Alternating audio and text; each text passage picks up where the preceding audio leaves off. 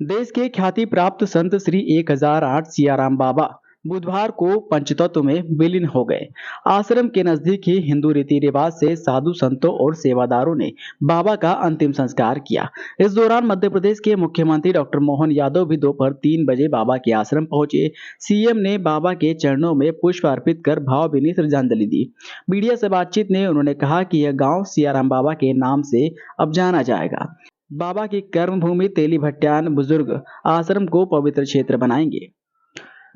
वहीं बाबा के अंतिम दर्शन के लिए पूरे मध्य प्रदेश से लाखों भक्त खरगोन के तेली भट्टान आश्रम आए थे, जबकि करोड़ों लोगों ने घर बैठकर लाइव दर्शन किए। इस दौरान निमाड़ मालवा सहित देश भर के संत महात्माओं ने भी आश्रम पहुंचकर बाबा के अंतिम दर्शन किए और श्रद्धांजलि देकर मुखाग्नि दी। सियाराम बाबा जी का अपना जीवन सबके लिए प्रेरणादायी रहा है, जो सबके हित के कामना करते थे। उनकी साधना के मार्ग पर हम यहाँ कई सारे भक्तजनों की उपस्थिति बता रही, वो किस प्रकार का व्यक्तित्व था। मेरी अपनी ओर से पुनः विनम्र श्रद्धांजलि मध्य प्रदेश सरकार की ओर से इस गांव का नाम सियाराम बाबा की भी किया जाएगा और ये धार्मिक पर्यटन के केंद्र के रूप में विकसित करेंगे। पुनः एक बार बाबा जी का आशीर्वाद। बताया जा रहा है कि सियाराम बाबा के अंतिम संस्कार में चंदन की लकड़ी का इस्तेमाल किया गया है।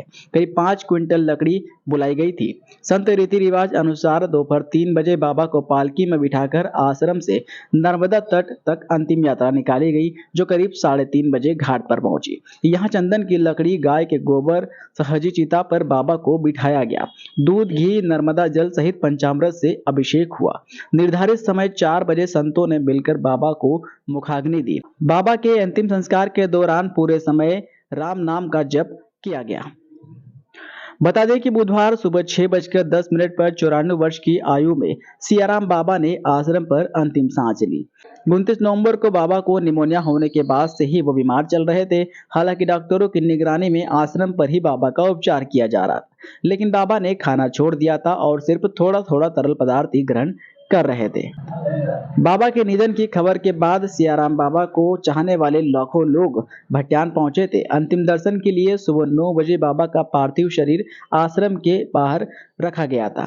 करीब 7 घंटे में लगभग 3 लाख भक्तों ने बाबा के दर्शन किए। आश्रम पर बढ़ती भीड़ को कंट्रोल करने के लिए करीब 5 किलोमीटर दूर ही लोगों को रोक दिया गया, लेकिन लोग वाहनों को खड़ा कर 5 किलोमीटर पैदल चलकर आश्रम पहुंचे और बाबा के दर्शन किए। जबकि नर्मदा के दूसरी ओर उत्तर तट पर भी बाबा की एक झलक पाने के लिए हजारों लोग एकत्रित हुए थे। लोकल 18 के लिए खरगोन से दीपक पांडे की रिपोर्ट।